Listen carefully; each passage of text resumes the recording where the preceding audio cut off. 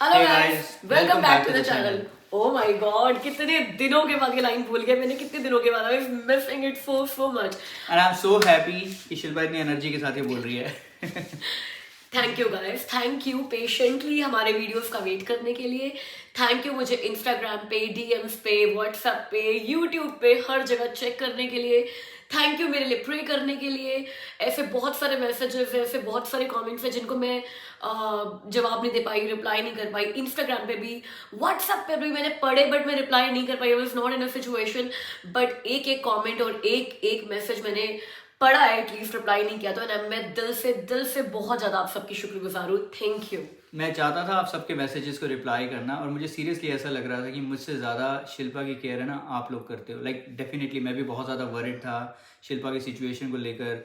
And मैं चाहता था कि आप लोगों को अपडेट भी दूँ बट मुझसे हो नहीं पा रहा था बस वो. जैसे मैं हमेशा बोलती हूँ, we are a chit chat family. आप लोगों ने बहुत सारे कमेंट्स में लिखा है, Shilpa if we are a family, take care of your health, we are there, we are praying for you. तो अगर हम फैमिली है तो मुझे लगता है we owe this video. There are two reasons for making this video. एक तो मुझे मेरी चिट चैट फैमिली को पूरा डिटेल देना है। यू ओ दिस एक्सप्लेनेशन कि क्यों मैं 5 दिन 6 दिन यूट्यूब पर नहीं आई, कोई वीडियोज नहीं आए। और दूसरा हमें आपको कनाडा का हेल्थ केयर सिस्टम क्या है उसके बारे में भी बताना है. बहुत सारे लोग हमें कमेंट करके पूछते हैं यार कि कनाडा के हेल्थ केयर सिस्टम के बारे में बताओ।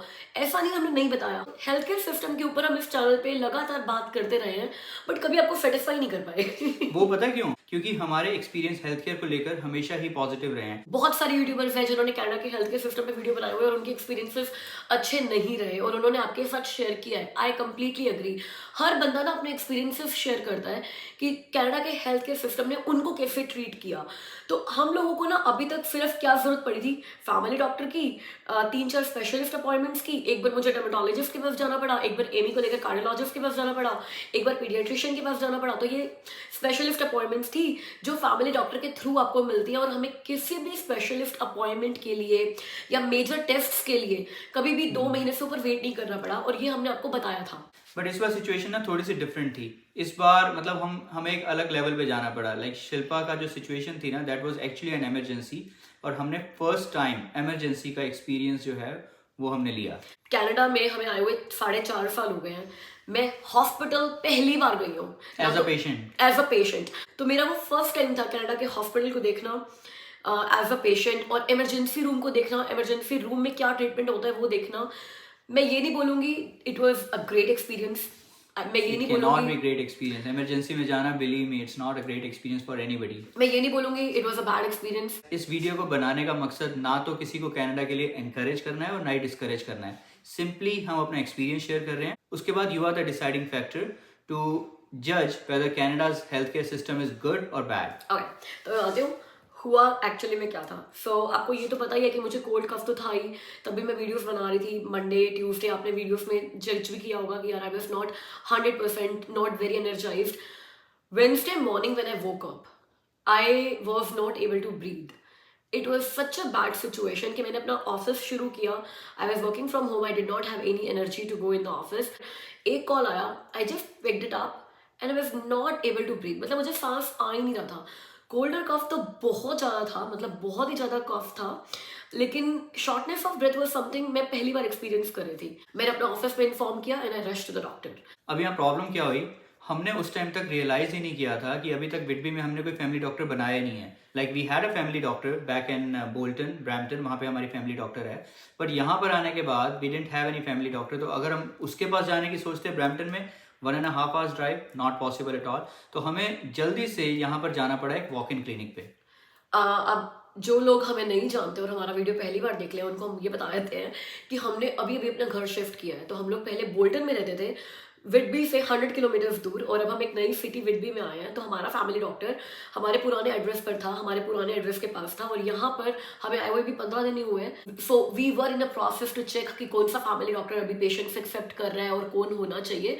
और हमने ये रियलाइज नहीं किया कि इतनी जल्दी कोई इमरजेंसी हो सकती है। तो हमें वॉक इन क्लिनिक भागना पड़ा। हम 12:30 बजे वॉक इन क्लिनिक पहुंचे हैं, और क्योंकि ये वॉक इन क्लिनिक है, everybody can just walk in without any appointment. तो हमें डॉक्टर ने कितने बजे देखा है पता है? 3 बजे। 3 बजे डॉक्टर ने नहीं देखा. 3 बजे डॉक्टर ने वेटिंग एरिया से अपने ऑफिस में बुलाया और डॉक्टर ने एक्चुअल में देखा इसको 3:30 बजे. तो मतलब 12:30 से 3:30 तक कुछ नहीं हुआ था, and that is in a situation when she was not able to breathe at all. तो जब डॉक्टर आई और उसने मुझे देखा तो पहले तो मुझे देखती कहती है, oh my god, your situation is so bad. I haven't seen anybody of your age struggling so hard for breathing. But चलो, उससे पहले उसने मेरी ऑक्सीजन लेवल चेक किया और मेरा ऑक्सीजन लेवल उस टाइम था 84। तो शी वाज सेइंग कि अगर किसी को निमोनिया भी हो जाता है ना, तब भी उसका ऑक्सीजन लेवल 100 से ड्रॉप करके 92 तक आ जाता है। 84 is something very very serious.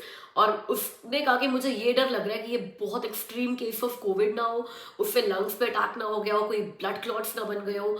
मैं एक्सरे ऑर्डर कर सकती हूँ, लेकिन अगर हम वॉक इन क्लिनिक में एक्सरे ऑर्डर करेंगे तो एक्सरे आने में 2 दिन लग जाएंगे और मैं 2 दिन का रिस्क बिल्कुल भी नहीं लेना चाहती। It might lead to death. मतलब शी फेल्ट लाइक दैट। और मेरे ना आंसू टप टप टप बहने लगे कि मतलब कल तक I was making a video, hey guys welcome back to the channel, today doctor said, you know, even if it's 1% chance but it might lead to death, I cannot take even 1% chance with you. You should just rush to the emergency. And she was like, मैं recommendation दे देती हूँ कि family doctor ने emergency में recommend किया ताकि वो आपको थोड़ा जल्दी देख ले। तो उसने हमें एक पेपर पर लिख कर दे दिया कि उसने क्या डायग्नोज किया है, 84 ऑक्सीजन लेवल आ गया है और there could be a chance of blood clots और एक्सरे इमीडिएट करना चाहिए और इमीडिएटली डॉक्टर को रीड करना चाहिए एक्सरे। तो उस सिचुएशन में हम फटाफट उस क्लिनिक से निकले एंड सीधा इमरजेंसी में गए। अब मुझे लग रहा था कि जो शिल्पा की सिचुएशन है ना, इमरजेंसी तो इमीडिएटली शिल्पा को एक्सेप्ट करेगी और फटाफट उसको अंदर लेकर जाएंगे और सारा ट्रीटमेंट शुरू हो जाएगा। बट हुआ क्या, हम वहाँ पहुँचे, 15 मिनट हमें वेट करनी पड़ी रजिस्ट्रेशन कराने के लिए इमरजेंसी में, और उसके 15 मिनट बाद ट्रायाज नर्स ने इसका ब्लड प्रेशर दोबारा चेक किया एंड देन फिर हमें बिठा दिया एंड देन ऑलमोस्ट 1 घंटे बाद आई थिंक उन्होंने एक्सरे के लिए शिल्पा को भेजा। और मैं बोलूँगी कि ये बहुत जल्दी जल्दी हो रहा था ये सब कुछ। 15 मिनट में रजिस्ट्रेशन और 15 मिनट में ट्रायल्स नर्स ने मेरे को चेक कर लिया इनिशियली, क्योंकि मैं जिस हॉस्पिटल में काम करती हूँ मैं वहीं गई थी। मैं बताऊँ, ये बोलते हुए अच्छा नहीं लग रहा कि यार I used my forces and all of that, लेकिन जब आपको लग रहा होता है ना कि यार you are about to die, क्योंकि आपको सांस ही नहीं आ रहा, आप ऐसे करके सांस ले रहे हो, हाफ रहे हो, मर रहे हो, तो आपको लगता है कि यार बी इट एनीथिंग, यार कोई मेरे को देख ले, कोई मुझे ऑक्सीजन दे दे। मुझे पता क्या चाहिए था, जो वॉक इन क्लिनिक की डॉक्टर ने बताया था, I can also recommend you the puffer. वो पफर से आपका ऑक्सीजन लेवल ठीक हो जाएगा, but I really want emergency people to do that. तो उसने मुझे कुछ भी नहीं दिया था। मतलब सुबह मैं उठी हूँ, मैं सांस नहीं ले पा रही। वॉक इन क्लिनिक वाले डॉक्टर ने 3:30 देखा है, 4 बजे हम वहां से निकले हैं, 4:30 हम लोग इमरजेंसी पहुंच गए हैं। और उस टाइम पर मैंने ना जो उस इमरजेंसी डिपार्टमेंट की जो मैनेजर है, मैं उसको जानती हूँ, तो मैंने उसको कॉल करके बोला that I am dying, please please मेरे को चेक कर लो, प्लीज़ मेरे को एडमिट कर लो, आई एम डाइंग। और जिस तरीके से मैं बात कर रही थी that in 1 minute I was hardly able to say 1 sentence, she took it seriously. तो उसने ट्रायल्स नर्स को ये बोल दिया था कि इसको लेना और इसका ब्लड प्रेशर और इसका ऑक्सीजन और ये सब कुछ चेक कर लेना। अगर मेरे फोर्सेस ने काम किया था ना, तो वो बस इतना सा काम किया था कि ट्रायल्स नर्स ने मेरे को पहले देखकर मेरा ऑक्सीजन लेवल चेक कर लिया कि मर तो नहीं रही है ना ये। और ठीक है, उस टाइम बहुत बुरा लग रहा था कि यार मैं इस हॉस्पिटल में जॉब करती हूँ, इतना काम करती हूँ, और यहाँ पर मैं हाफे जा रही हूँ, मरे जा रही हूँ, कॉफ किए जा रही हूँ, मेरे को देखने वाला कोई नहीं है। But then I will say it's okay, मतलब मेरे फोर्सेस होंगे और किसी के नहीं होंगे और कोई मुझसे ज़्यादा सीरियस होगा तो इमरजेंसी में कोई सोर्स, कोई अप्रोच, कुछ भी नहीं चलता, और ऐसा ही होना चाहिए। इसी को हम डेवलप्ड कंट्री कहते हैं, राइट? और इसीलिए हम लोग कनाडा जैसी कंट्रीज में, यूएस जैसी कंट्रीज में माइग्रेट होना चाहते हैं कि यार यहाँ पे ये अप्रोच, ये करप्शन, ये फोर्सेस, ये सब कुछ इतने ज़्यादा नहीं चलते। ऐसा नहीं कहूँगी कि बिल्कुल नहीं चलते, बट इतने ज़्यादा नहीं चलते। यहाँ पर सबकी लाइफ की, चाहे किसी के पास पैसा है या नहीं है, सबकी लाइफ की इक्वल वैल्यू है। तो ये चीज़ उस टाइम गुस्सा आया, बट लेटर ऑन जब मैंने रियलाइज करी तो मुझे कनाडा हेल्थ केयर सिस्टम की चीज़ अच्छी लगी। चाहे आप इस हॉस्पिटल के एम्प्लॉय हो, चाहे आप कोई भी हो, आप लाइन में ही लगोगे, आप अपनी बारी से ही जाओगे, बारी से ही आपका नंबर आएगा। मुझे अच्छी नहीं लगी अभी तक, मैं तो अभी भी इसको बोल रहा हूँ यार, तेरी मैनेजर ने कुछ नहीं किया। It's okay. तो एक्सरे हुआ, एक्सरे के बाद हम लोगों ने डॉक्टर को देखने के लिए 3 घंटे वेट किया होगा। और वो 3 घंटे मैं बता रही हूँ, मेरी जिंदगी के वो दिन ना, वेडनेसडे, मेरी जिंदगी का अब तक का सबसे सबसे सबसे टफ और बुरा दिन था। और पता है, मुझे ना वो सारे लोग याद आ रहे थे कोविड के टाइम पर, जिन लोगों ने ना लैक ऑफ ऑक्सीजन की वजह से अपना दम तोड़ा था। लैक ऑफ ऑक्सीजन की वजह से लोग मर रहे थे क्योंकि लोगों ने सिलेंडर अपने घरों में रख लिए थे, सिलेंडर मिल नहीं पा रहे थे, oxygen cylinder. That day I realize oxygen हमारी लाइफ के लिए, हमारे लिए कितनी ज़रूरी है और हम कितना टेकन फॉर ग्रांटेड ले लेते हैं, that we are just able to breathe. ये जो सांस हम ले रहे हैं ना, I guess after that Wednesday I will be forever grateful कि ये सांस मुझे बिना ऑक्सीजन सिलेंडर के या बिना पफर के आ रही है।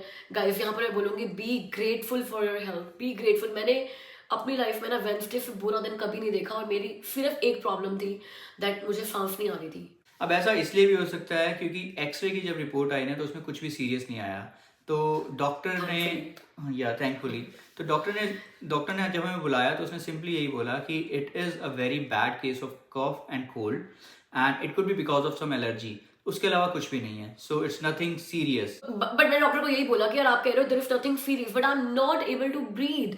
तो उन्होंने मेरा ऑक्सीजन लेवल चेक किया, ऑक्सीजन लेवल कम था, 94 95 तक तब तक पहुंच गया था, because I was in the resting stage.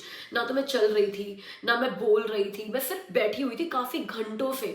तो मैंने डॉक्टर को यही बोला कि अगर मेरे को आप 5 मिनट चलवा दोगे ना, 5 मिनट तो बहुत बड़ी बात होगी, अगर मेरे को 5 कदम चलवा दोगे तो आई एम गारंटिंग यू कि मेरा ऑक्सीजन लेवल 90 तक भी गिर जाएगा, और अगर आप मेरे को 2 मिनट बोलने के लिए कह दोगे तो उससे भी कम हो जाएगा, तो प्लीज टेक मी सीरियसली।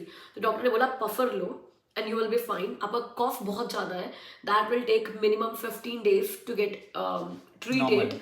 और वो इसलिए हो सकता है बिकॉज हमने पूरी डिटेल में बताया था वॉक इन क्लिनिक डॉक्टर को भी और उनको भी कि हमारे घर में जो रेनोवेशन चल रहा था, जिस दिन स्टेयर्स लगी थी उस दिन काफ़ी चीज़ें यूज़ हुई थी, बहुत ज़्यादा घर में काम हुआ था। तो उन्होंने बोला हो सकता है आपने एयर में कुछ ऐसा ब्रीथ किया हो, कोई ऐसा केमिकल एलर्जन जिससे आपको एलर्जी और आपको पता ना हो कि आज तक आप उसके कांटेक्ट में आए नहीं होंगे। तो डॉक्टर ने मुझे बोला कि आप 3-4 दिनों में घर से बाहर निकल जाओ, क्योंकि आपके घर में भी रेनोवेशन चल रहा था, और तब देखो कि आपको कुछ फर्क दिखता है या नहीं दिखता, और पफर ले लो। अब वो पफर मुझे मिला है रात को 10 बजे, जो पफर मेरे को सुबह 10 बजे चाहिए था। 12 घंटे मैंने वेट किया है सिर्फ एक पफर का, क्योंकि कोई डॉक्टर ही नहीं मिला मुझे रेकमेंड करने के लिए कि लो आप ये पफर ले लो and you will be fine. तो यहाँ मैं जरूर बोलूंगी यार, it was very frustrating, it was disappointing कि कोई बंदा सांस लेने में स्ट्रगल कर रहा है। ठीक है मैं मर नहीं रही थी, बिकॉज उन्होंने मेरा ऑक्सीजन लेवल जब चेक किया तो उनको लगा कि यार 84 है, 90 है, 92 है, ऐसा नहीं है कि बाहर से ऑक्सीजन चढ़ाने की जरूरत है। वो पफर अगर मैं जैसे इमरजेंसी में गई थी, डॉक्टर ने मुझे देख लिया होता कि अरे सांस नहीं ले पा रही है बिल्कुल भी, और वो मुझे अगले 1 घंटे में मिल जाता तो भी मुझे सांस आया था। लेकिन मैं 12 घंटे बहुत बुरे वाली तड़पी हूँ सिर्फ एक पफर लेने के लिए। और मैं तो करंट मेडिकल्स पे गया भी कि यार पफर दे दो, यहाँ पे देते नहीं ऐसे।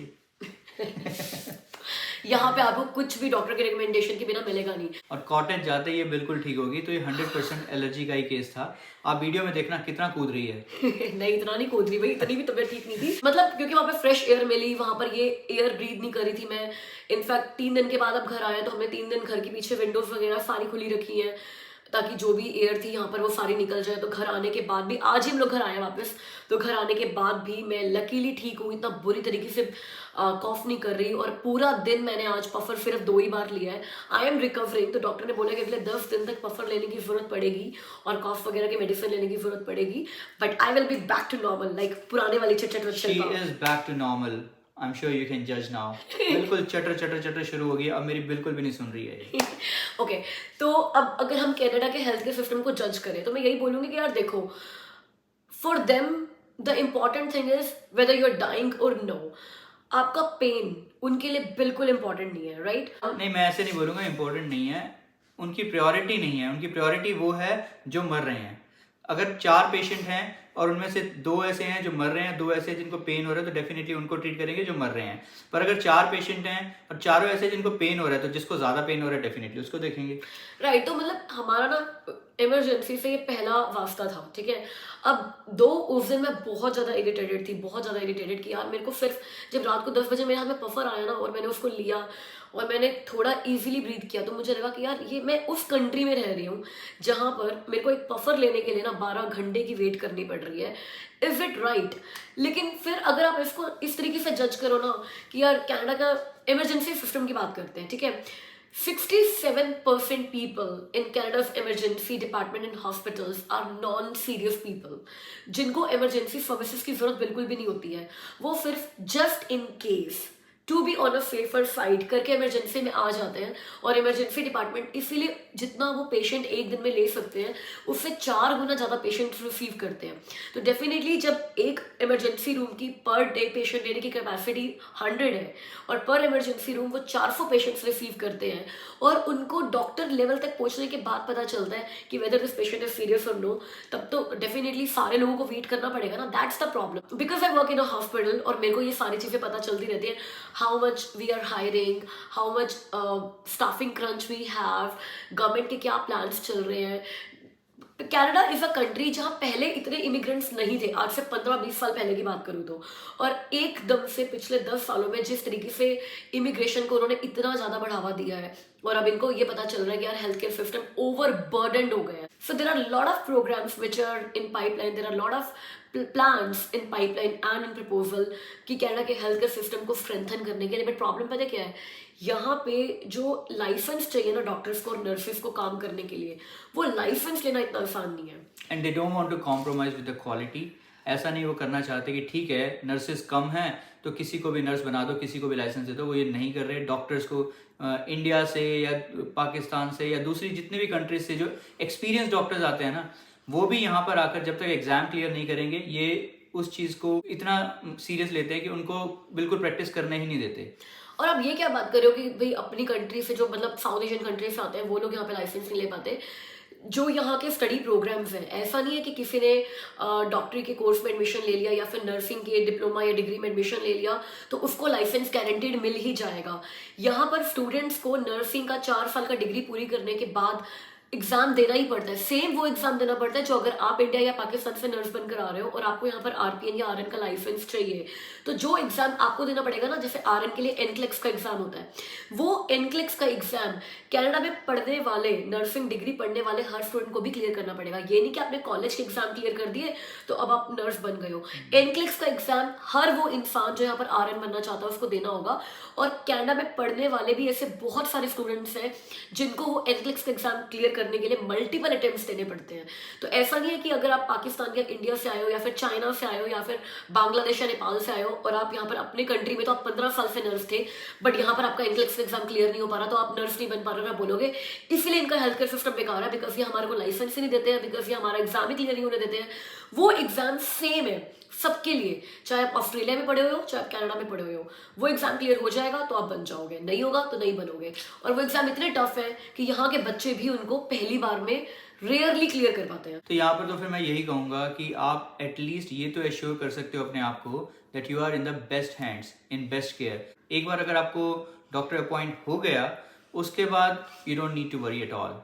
यस, यहाँ के डॉक्टर्स और nurses are the best, one of the best, I will not say the best but one of the best in the world, जो किसी भी अप्रोच से या फिर करप्शन से पैसा देकर या इस तरीके से डॉक्टर या नर्सेज नहीं बने हैं। वो अपनी मेहनत से अपने एग्जाम्स क्लियर करके बने हैं। तो ये अच्छी चीज़ है। मैं ये कहूँगी यार ये मेरी सिचुएशन थी, मैंने झेल ली।